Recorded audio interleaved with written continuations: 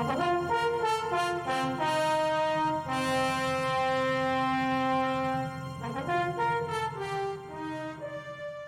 and welcome to A Day in the Life. My name is Fred Hacker. I'm your host and your community producer. This is program number 117 in our series, and I'm excited to tell you that this program kicks off the 10th season of A Day in the Life. If, however, you happen to be watching for the first time, then we welcome you and we invite you to go to the Midland Cultural Centre website where you can find about 50 or 60 of our previous programs recorded. You just click on Community Programs on the MCC website, and then click on A Day in the Life, and the programs will be available to you. Well, as we always do, we want to begin this program by thanking our season sponsor.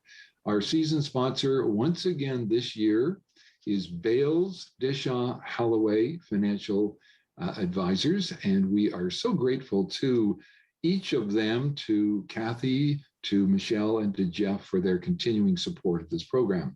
And I want to thank our show sponsor. Our sponsor for this particular program is Baytech Plastics, and special thanks to Dave Webster, who made that sponsorship possible. Well, I am now pleased to introduce and welcome to A Day in the Life an acclaimed actor, singer, and playwright, Alexandra Lainfiesta. Thank you for joining us, Alexandra.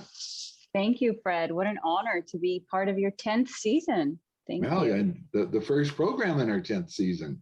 Yeah.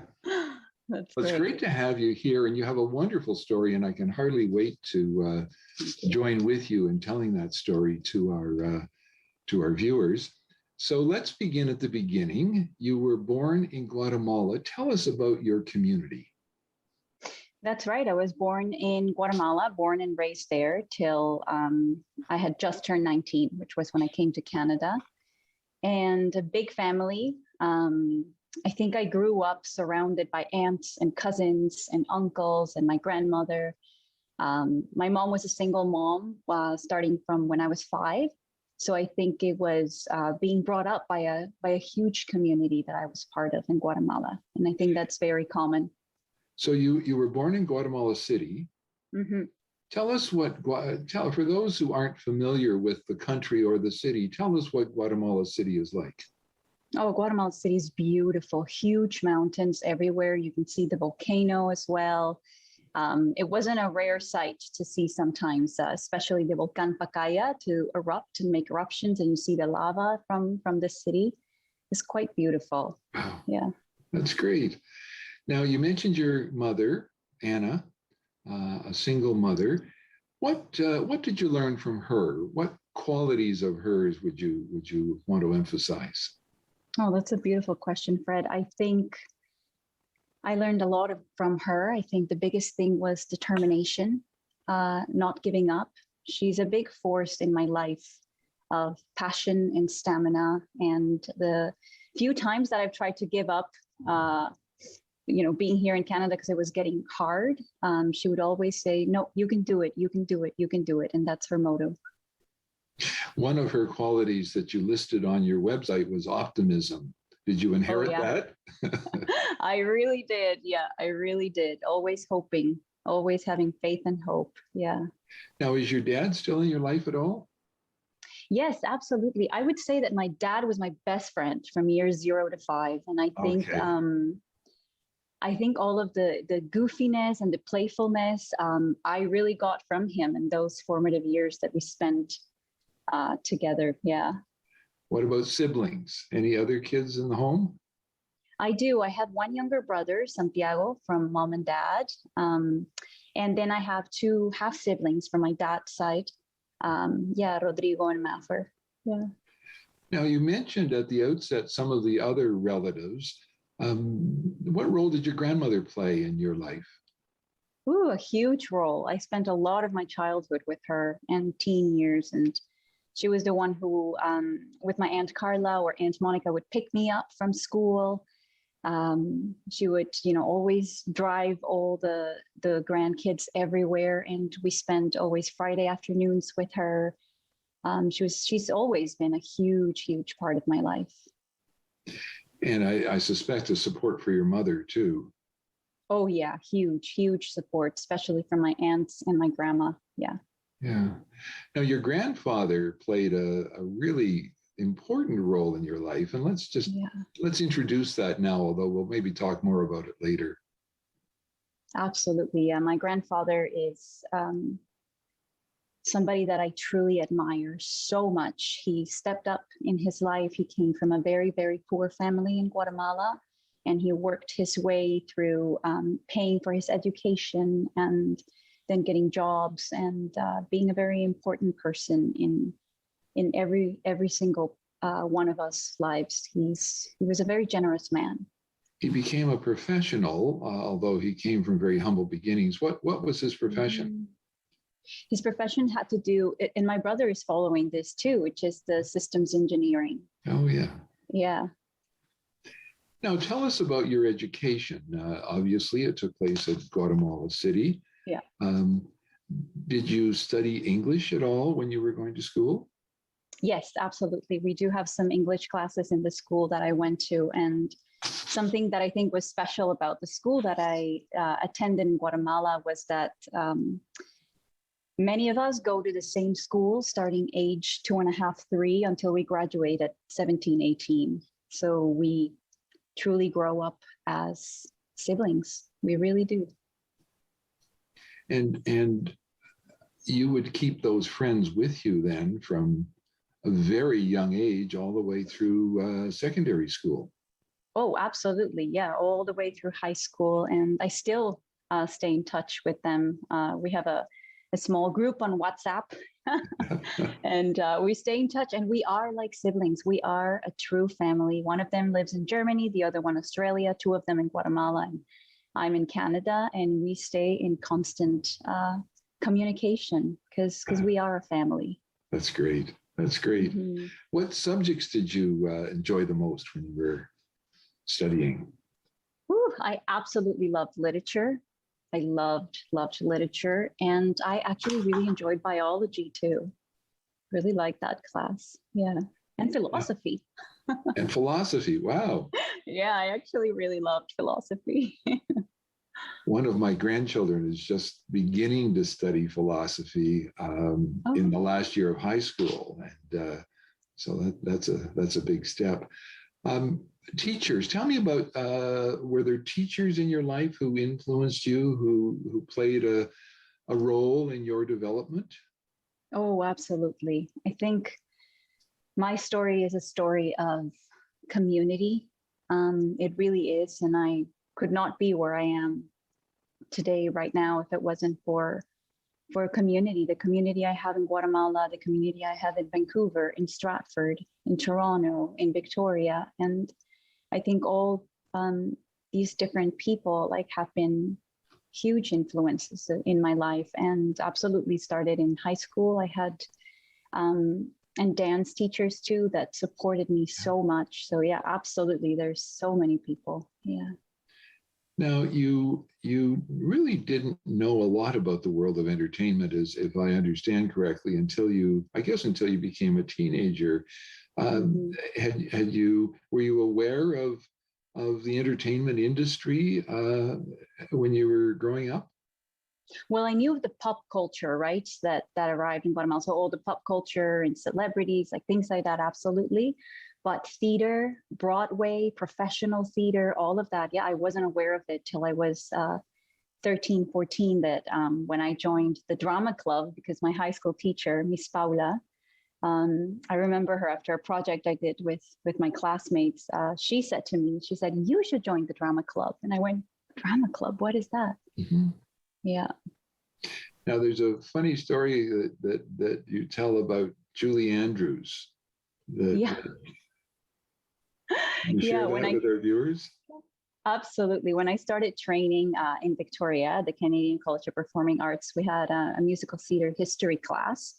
And as part of it, we watched some videos that were narrated by Julie Andrews. And I remember just having such a hard time trying to understand through her, British accent, and then all these names that I have never heard before in theaters or shows, and trying to just write down in my notes just how it sounded to me. And then my friend Sodi, who always sat next to me, I'd always be like looking over to see what are the names, because I couldn't understand. I was so unaware, and I felt, especially at CCPA, I was this little sponge, just absorbing everything I could, because part of me felt I needed to catch up with everybody else who had been able to dance forever, or, you know, went to arts high schools and had opportunities to perform or train, and that I never did except for jazz and tap.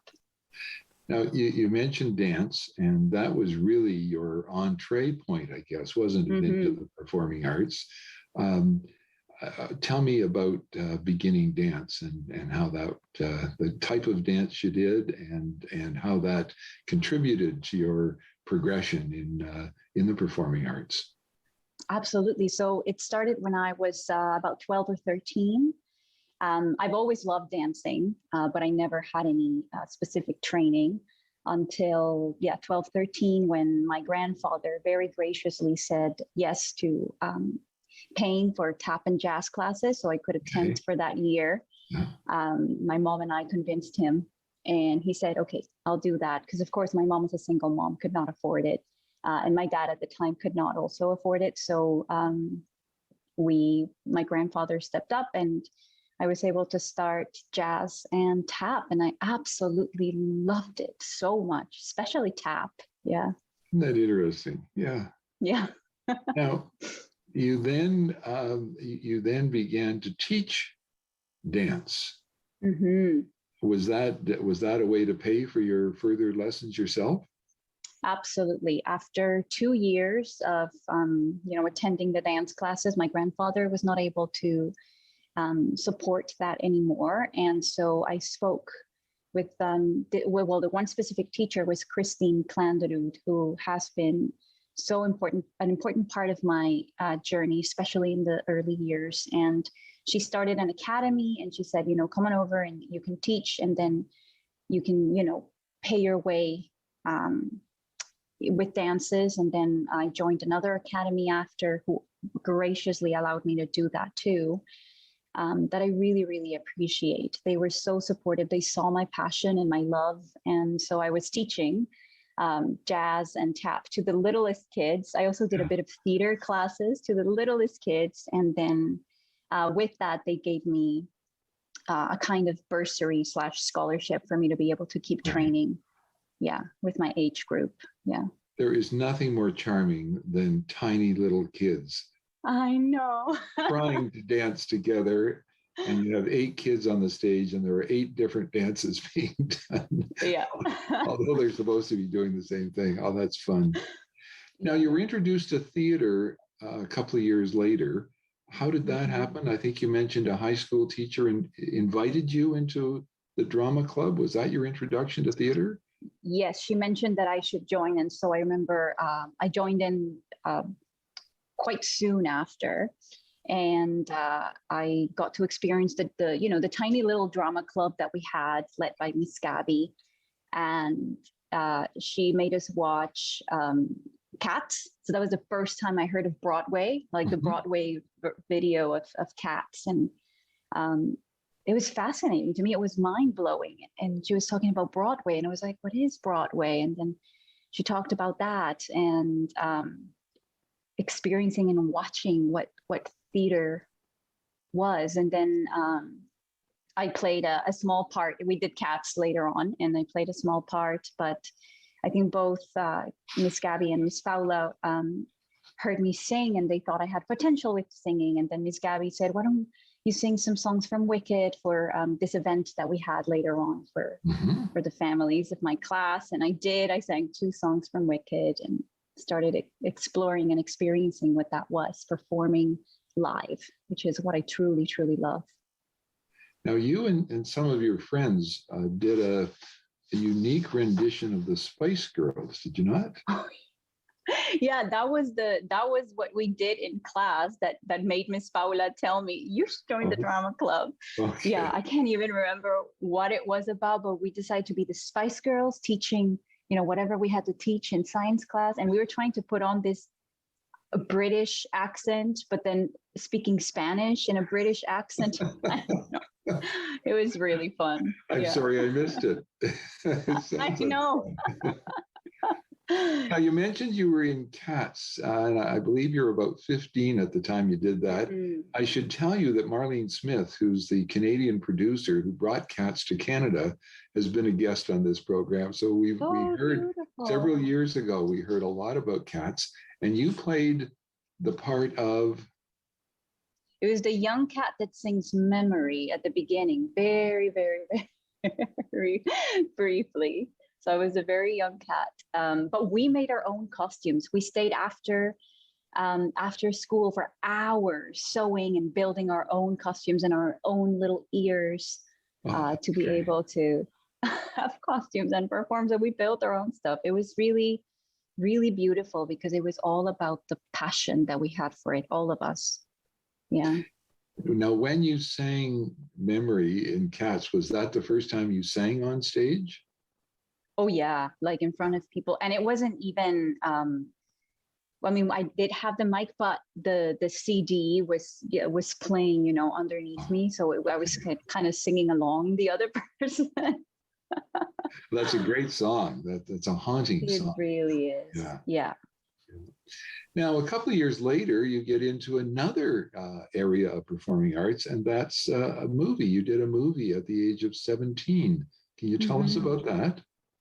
I did. My aunt Carla told me that they were having she saw it in the newspaper, auditions for this movie, this Guatemalan movie that Rafael Tres was the producer, director, creator of the script, was doing. And my aunt Carla, I remember she said, I'll drive you. I just really feel you should audition for this. It's about soccer. I clearly do not play soccer. So we arrive in the audition and I read some of the scenes. And then the director, Rafael, he said to me, so do you play soccer? And I said, nope, not at all. But I've been a cheerleader, like I can be on the sides cheering. And I'm very grateful to him for this. He really loved the audition that he wrote a part for me. Wow. And so I was playing, the comedic relief, kind of like the best friend who didn't play soccer. Right. Yeah. Well, that's pretty special that you would go to a tryout and have a part written for you to make sure you could be in the movie. That's great. Yeah, that was really, really special. Now that brings us up to, by my calculation, about 2010. Yeah. And a time when you had a major, major decision to make about where you were going to go next in your life. I wonder if you can sort of frame that decision for us and what some of the options were and how you made the decision. Absolutely. So with Christine Klanderud, who's the dance teacher, and she's also a director and producer. Anyway, she does beautiful things in Guatemala for theater. And so it was her and then Miss Paula. And they were both, we were looking for schools, obviously in New York and LA, because that's where everybody goes to or thinks of going to. And it was obviously for international students, incredibly expensive. And I kept researching. So I started university in Guatemala for media communications because I just said, well, I'm just going to do, what I can. So I started university in Guatemala. And then I ran into another high school teacher of mine, Luis Alfredo, who also teaches at the university. And I remember he said to me, he was like, what are you doing here? He was like, I just think you have so much potential. You should go out, train, and be in the performing arts. Really, you have such a huge talent.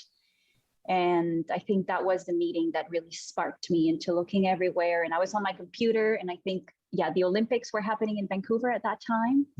So I must have clicked something, I don't know what, but then a Wikipedia page talking about Vancouver popped on my screen while I was doing my Google research.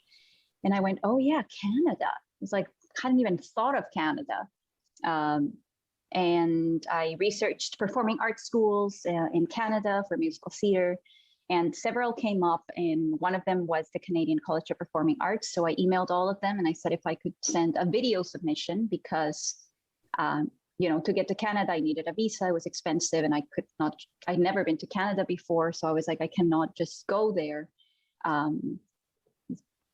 without knowing what to do and also the cost of it.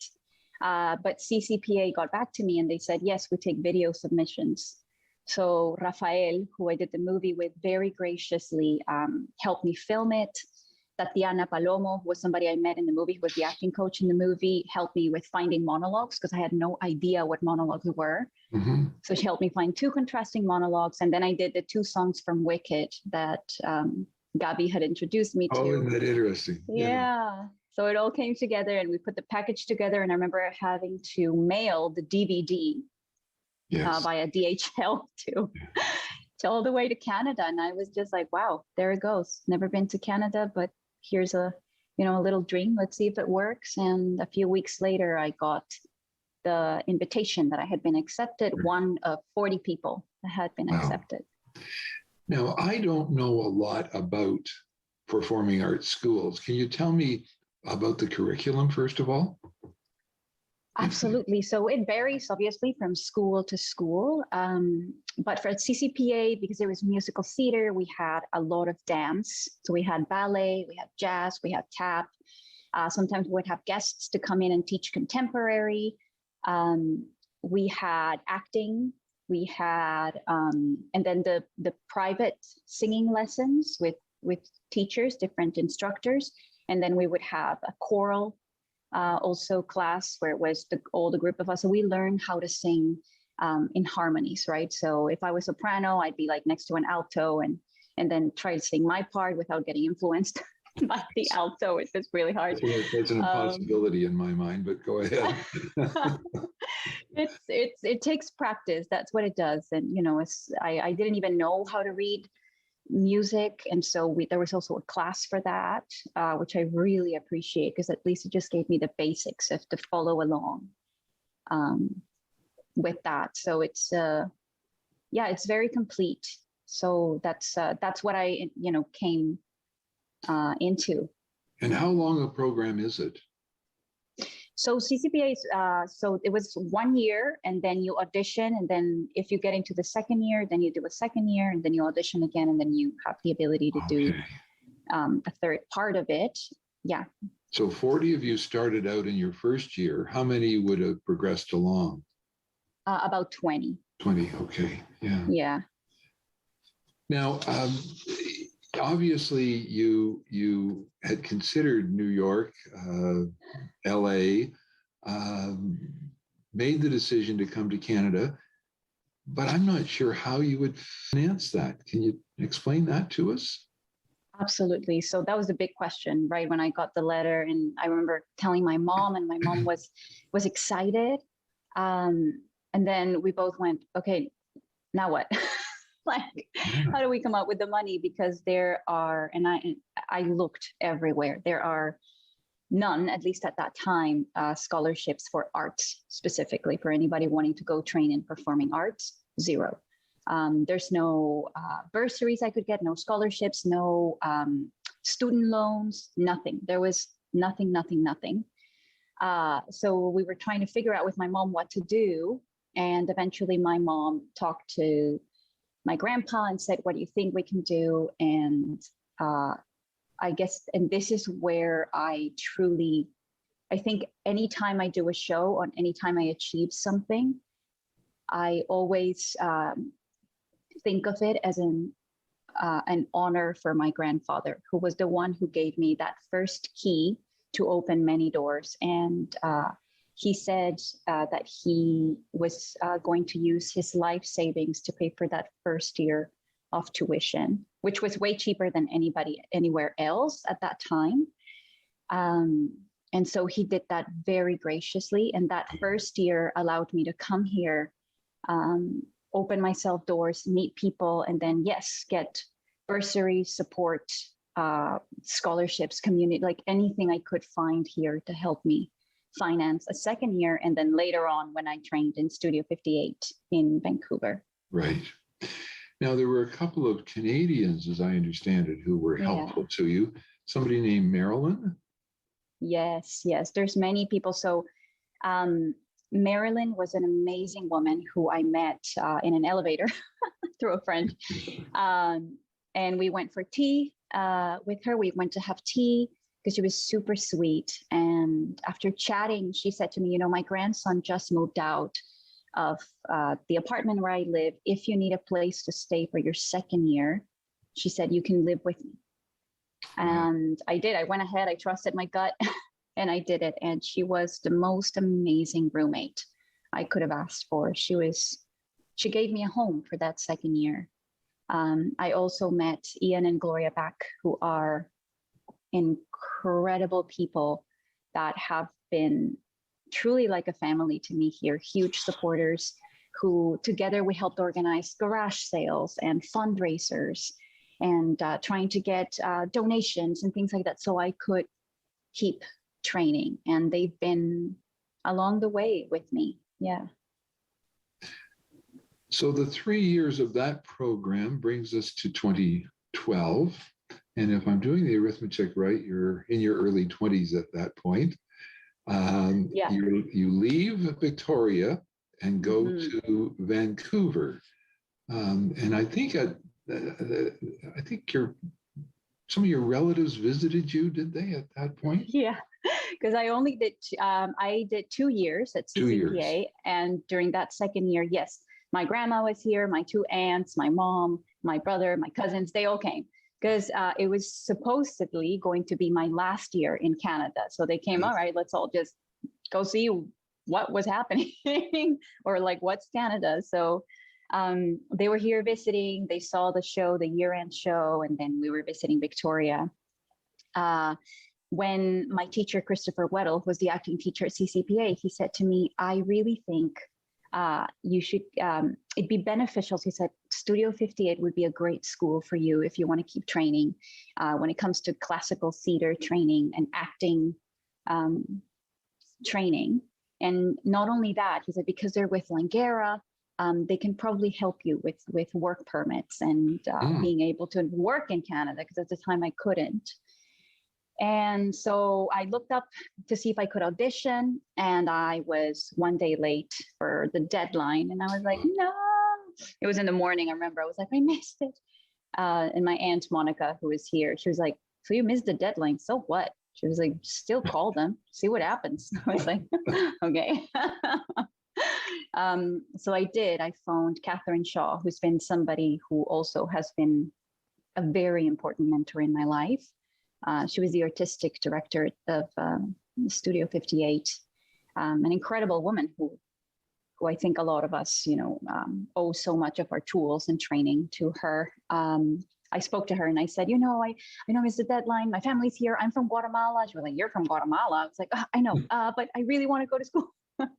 So she said, okay. She said, there was one cancellation, and there's one spot available. She said, but it's in 4 days. So it means you won't have enough time, the same amount of time to prepare as everybody else who knew weeks in advance that they're having this audition. And I said, doesn't matter, I'll do it. So then 4 days later, my whole family and I would take the ferry to Vancouver. And I just say, okay, guys, hang out. And they were all hanging out at Langara in the gardens outside. I was like, just stay here. I'm going to go do my audition. They're all like, okay, because we're always traveling in groups. And I went in, did the audition. And a few weeks later, my family was still here and I got in. I remember they said that they had accepted me. I was one of, I can't remember if it was 8 or 10 people. I think it was 8 people that they had accepted. And I had a ticket to go back to Guatemala.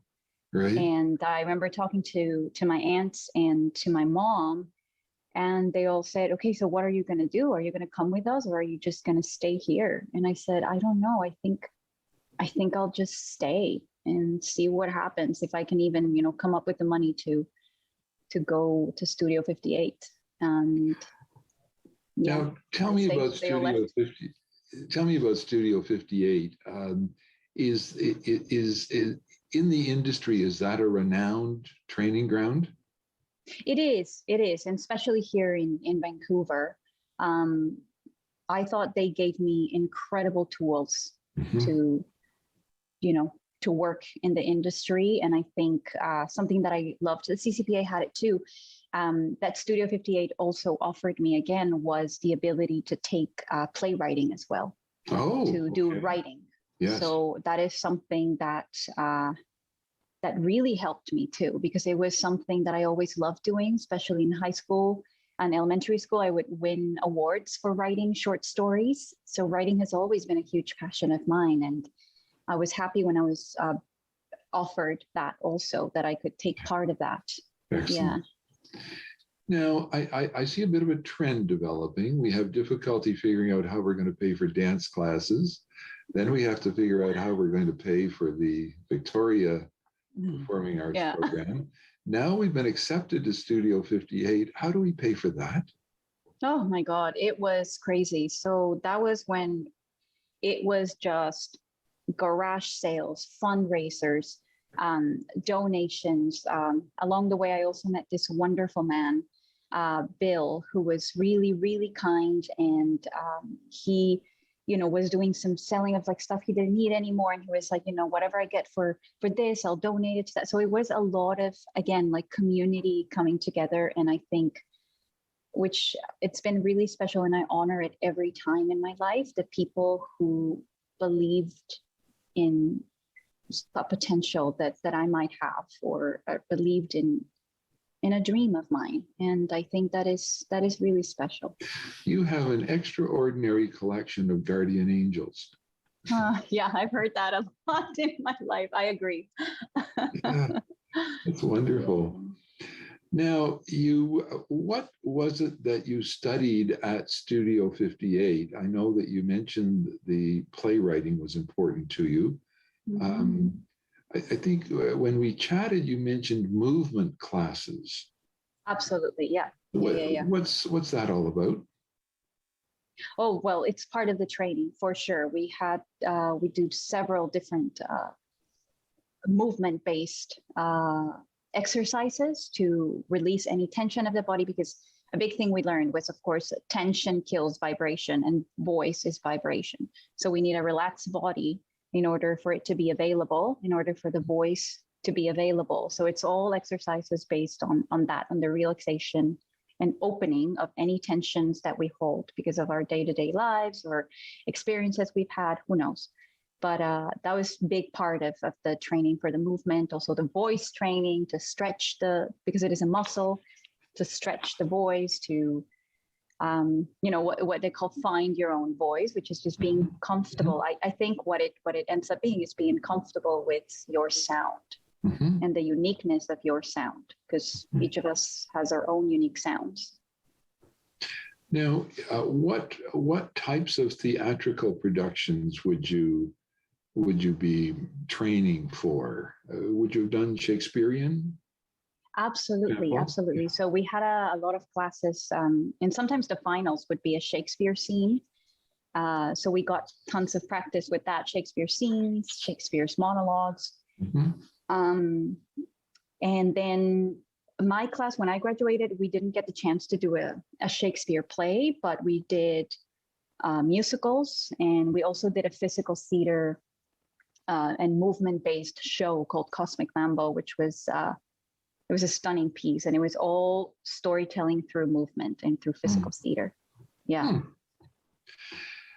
Then you got a visa somewhere in there to be able to work. Did you? So yeah, absolutely. So that would help with the funding. Absolutely. So after being, I believe it was a semester. Yeah, after being enrolled in a semester at Studio 58, then as an international student, I was able to get what is called a work-study permit. Right. So it means that I can work while I'm a student. Good. And yeah, that was a huge help too, to be able to be working and have some income that way as well, to help support myself. And at the end of that process, you won an award. I did, yeah. Studio 58, the faculty every year or every graduation, they award, it is every year, what is the Sidney J. Risk Foundation and Studio 58 Acting Award. And it is chosen by the faculty, and it is given to one individual, who has shown like hard work, excellency, and I think promise in the industry. And I was very grateful. Actually, my grandmother and my mom were here when they awarded that to me, and it was quite special. And it's a special. It was a special moment to have them there. Yeah, I'm sure it would be. Mm-hmm. Now, at that point, your acting career begins, and it begins in Vancouver, and you begin the audition process. Can you tell us a little bit about? Tell me a little bit about the process of auditioning. First of all, it sounds terrifying to me. It is. It's very vulnerable. It's showing up in the room and saying, "Hi, this is who I am. This is, my art. Here's my heart, and this is what I can do right now in this moment. This is the best I can do." And obviously, it changes every day and changes every year, depending on what's been happening.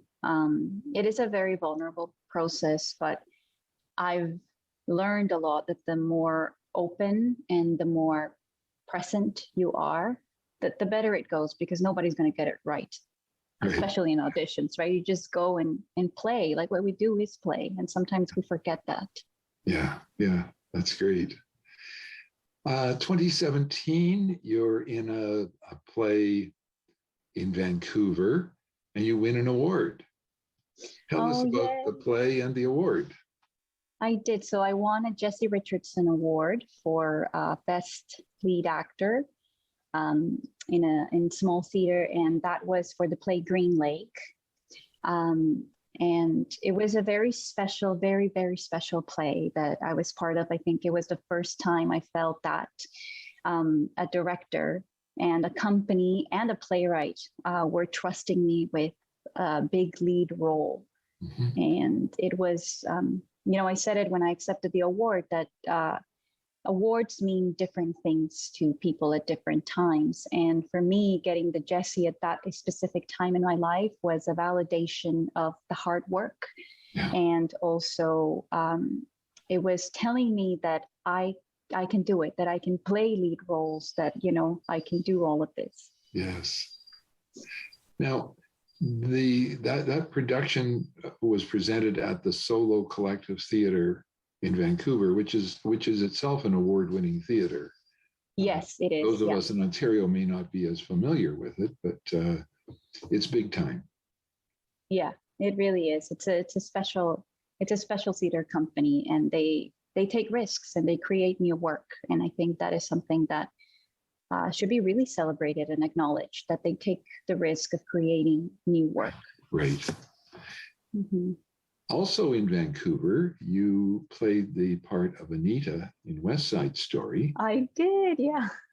It's a wonderful, wonderful play. And that was at the Theatre Under the Stars, and you were nominated for another award. I was, for an Ovation Award, which is musical theater based. And again, it meant a lot. It was the first time that I really got to embrace a huge, huge musical. And it was fun. Alan Dominguez was playing Bernardo, and we both speak fluent Spanish. Yes. So sometimes what we would do is, in the transitions, the director very smartly had us like fighting in Spanish, or like, doing all of this, like was like all this Spanish that only him and I could understand sometimes, but it was really fun. Yeah. West Side Story is one of those plays that is, every production is different, because every director has a different vision. And I've seen a couple of presentations that were really quite novel. I mean, it's the same story, but the set and the characterization can make such a difference. Yeah. Great. Yeah. So then in 2017, you moved to a small town in Ontario with a bit of a theatrical reputation. You go to Stratford. I do. Why did you go there? I auditioned. Well, how do I even start it? Um, I was in a callback for another show, and a friend of mine said to me, "Oh, Stratford is here for auditions for the Birmingham." And I went, "Oh, I had no idea." And then walking down the street, I run into another friend who said to me, "Oh, yeah, I'm just going to a coaching for my Stratford audition." And I remember being like, maybe this is a sign. I should just, I mean, I don't have an audition, but I could maybe just show up. So I took the bus from that callback all the way to where they were doing the auditions in the theater on Granville Island. And I showed up, and I remember I walked in, and the person at the door very kindly said to me, "Leslie?" And I said, "No, Alexandra, and I don't have an appointment, but I'm just wondering if they can see me." We're called crashers, so ones who just crash the audition. And very graciously, Beth and Stephen, we met. It was at the end of the day, and he said, "You're the first and only one." And very graciously, they saw me. I had my headshot and resume, and I went in, and that was a big experience for me, and realizing the importance of simply staying present and open.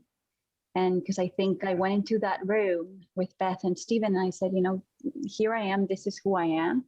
And I'm just grateful that you saw me." I just felt so grateful that they had said yes. And it was really fun. And we played a lot in the room, and I think that was huge and very special.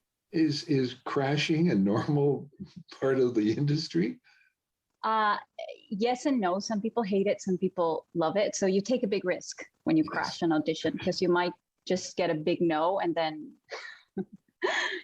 be put in the list of like people that crash. But who knows? That I live my life with this quote I read when I was about 15 or 16 that said, "Take risks. If you win, you'll be happy. If you lose, you'll be wise." And I think I've just led my life that way. And I said, I'm going to take the risk. I'm going to take the risk. And the worst thing that can happen is they say no, and I just turn around and leave. Now, there's a Canadian version of that I'll tell you that is one of my mantras, and it's attributed to Wayne Gretzky, the hockey player, who said, "You miss 100% of the shots you don't take." Mm-hmm. Same thing. Yeah. So your training program there lasted for about 6 months, and after that, you actually joined the Stratford Company. Isn't that exciting? I did, yeah. And you had a friend who also got in? Somebody else in Vancouver? Yeah. Yeah, there was a friend of mine in Vancouver, part of the Birmingham as well, which I think was very beneficial for both of us in a way, because we knew we had each other, from out there, out west. What's the career benefit of being accepted into the Stratford Company? What's the value of that on your curriculum vitae? Well, it has obviously huge value because of the amazing reputation they have of creating theater. And classical theater especially. But I think the thing that was the most valuable to me was the mentoring that happens at the festival, and the ability to witness work from amazing actors. And I think I was so lucky. Again, I felt like I did at CCPA, just like a sponge, absorbing everything I was witnessing, and witnessing incredible actors doing just beautiful work of staying present. Yeah. Now, you've been part of the company then for a couple of years, I guess. Can you tell us some of the parts you've played, some of the roles you've been in? Yeah, absolutely. I had so much fun playing in Napoli Milionaria. The character was named Assunta. And it was so fun. She was a comedic, in a way, like just this neighbor that shows up, and she has this specific laugh that with Anthony Cimolino, we kept exploring, being like, when is it too much? When is it not too much? I had so much fun. I think it's been one of my favorite parts to play there. I also was part of Comedy of Errors, and I was very grateful with the director, Kira, who trusted me with the role of Adriana. And I think I really appreciate that. And yeah, that team of people was a very special team. And again, just very grateful for the mentoring that happened. Right. Yeah. Now, you were supposed to be part of the 2020 season. Yes. Yeah. Which didn't happen. I know. Yeah. The Stratford just shut down for the entire season. Mm-hmm. What impact did COVID have on your career development then? Suddenly you're part of the Stratford Company. I think you were going to be in Richard III in the 2020 season. Yes, and the Miser as well. Yeah. What impact does that have on you? I guess for one thing, you don't have any income. Yeah, exactly. Yeah. So that was huge. It was impactful on the heart, on the mind, on the body. It's like, suddenly everything I worked so hard for and everything that brought me passion and love. As an extrovert, I love people and always being with people and outside and exploring and adventures. And then all of that was suddenly taken away. And also everybody was lost, unsure as to what to do. So, yeah. You received a special nomination by your peers, and I know our viewers would be interested in this because it's a little out of the ordinary. Yeah, it's the Tanya Mosweyewicz. I'm going to say that again. It's a hard last name. Yes, it's the Tanya Mosweyewicz Award, which it's a peer nomination, and it's for somebody who's done something that influences positively on peers and on the festival. And I was really touched by it, by the nomination. Yeah. In 2020, you did play Carolita in I guess Carmen Aguirre's world premiere of Anywhere But Here. Mm-hmm. And that was in Vancouver, wasn't it? Yes, at the Vancouver Playhouse. Yeah. And live theater. Yes. Yep. And there was something unique about that. Tell us about that. Yeah, well, it was the first large-scale Latinx production ever produced in Canada. So that was huge. It was also the first time that I was working with a mostly Latinx cast and crew and creative team. And it was really, really special. I remember on opening night, we're all holding each other saying how this was not something that happened often. And it was a very special show in a way that also it was the last show that I was able to do when it comes to live theater. It was the last one. We closed down, and I think a few days later, Vancouver, I think, went into lockdown, and then a few weeks after, Ontario went into lockdown. Yeah. I want to focus for a moment on a couple of activities that you've had in which you've been involved in an organizational sense. You co-founded an artist coalition. Can you tell us about that? Yes, so it's 7 co-founders of the first ever Canadian Latinx Theatre Artist Coalition. And it is a service organization, Vancouver-based, and it is for us to advocate, promote, and celebrate professional Latinx theater in Canada. So we're creating a database. We have these monthly events that are called Café con Chisme, which means it translates to coffee with a bit of gossip or news.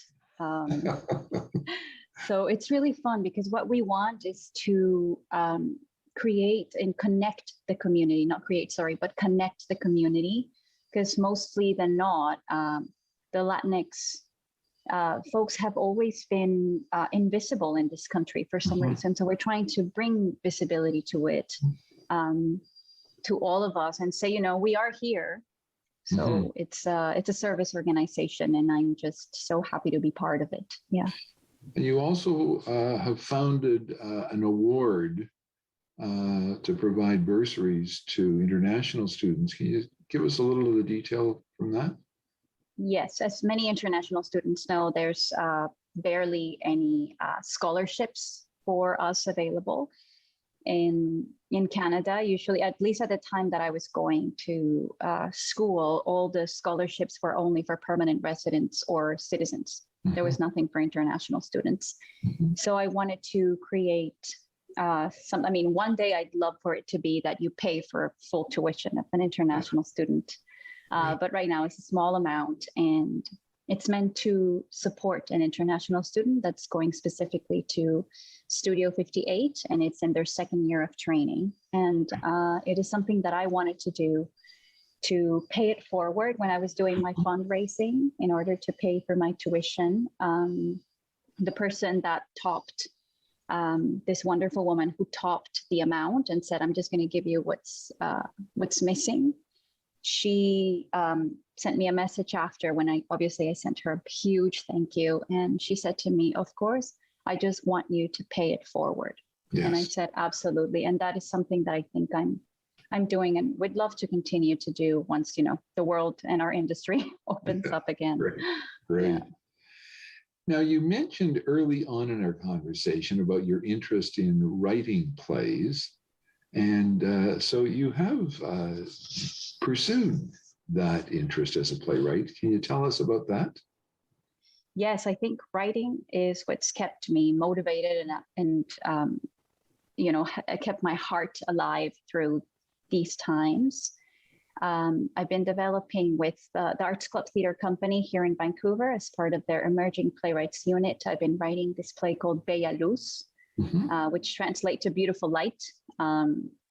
So that is a play that I'm developing with them. And it's been a huge journey because writing is very vulnerable. I think I think whenever, we're workshopping or doing new plays, I've learned now that the most vulnerable person in the room is always going to be the playwright, because we've spent hours, if not years, developing a play or a story, and then it's read in an hour and a half or 2 hours, and then you get notes, and it's like, oh, all these hours and years of work. So it is a very, very vulnerable thing to do, writing, and it's very beneficial, I think. I have to phrase this question carefully. Do you have any fear of being stereotyped? You played the role in West Side Story, which would be ideal for you, but surely you don't want to always play Latinx characters. How do you avoid that? Well, it's not something I can avoid because, it's like I am Latina, whether, I am Latina, whether I'm here in Guatemala or like Europe. So it's not something I can avoid. I think what we are probably working towards in our industry is to give opportunities for all of us to be able to play all different roles and to, open up what is called diversity. So that is, that is important. And I think it's a journey that obviously we've started, and obviously there is complexity within each individual's journey and complexity within the industry. But I think, it's something that, of course, I can't avoid.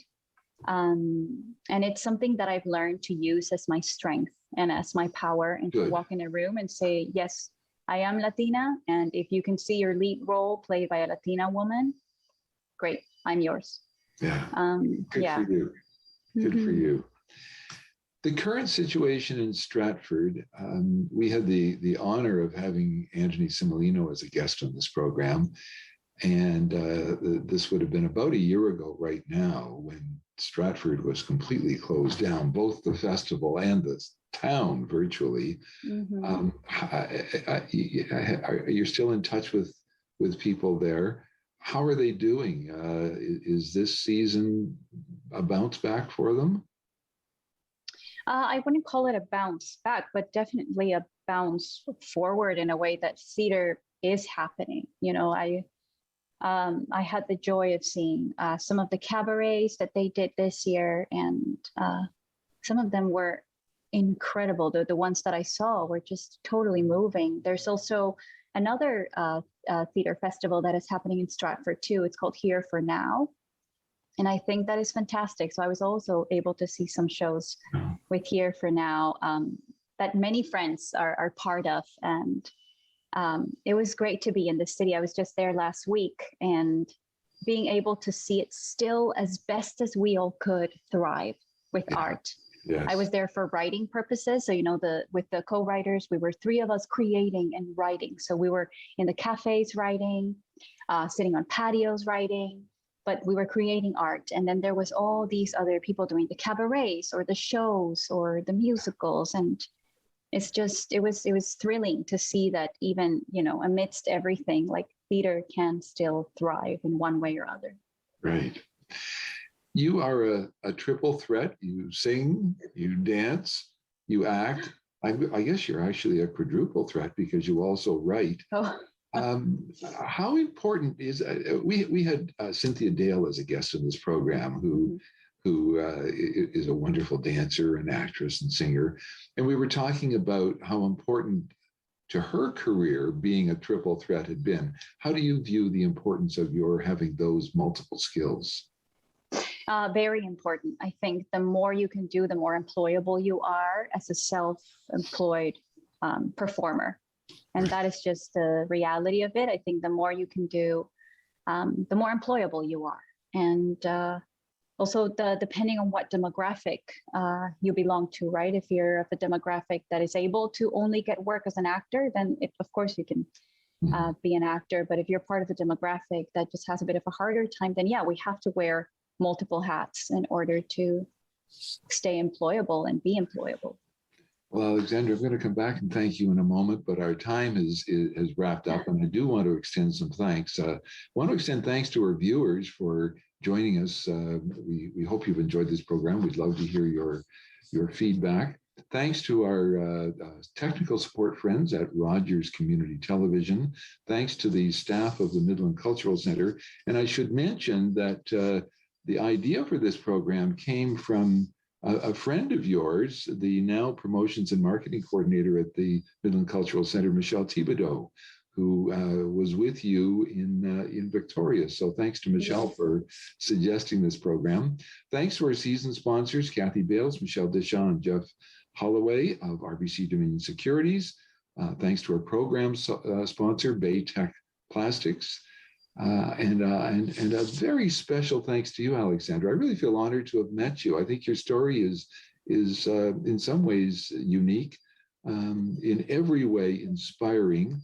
I love the community support that you've had, and I wish you every success. We'll be following your career, and wish you nothing but great success all the way through it. Thank you, Fred. Thank you. I want to remind our viewers that this program is normally presented live at the Midland Cultural Centre. Because of COVID-19, we're doing this on a Zoom platform right now. And because of that, there is no revenue coming in at the MCC. So if you've enjoyed this program and you think you could make a small donation, please go to the MCC website and do so. Thank you for watching. See you next time. Bye-bye.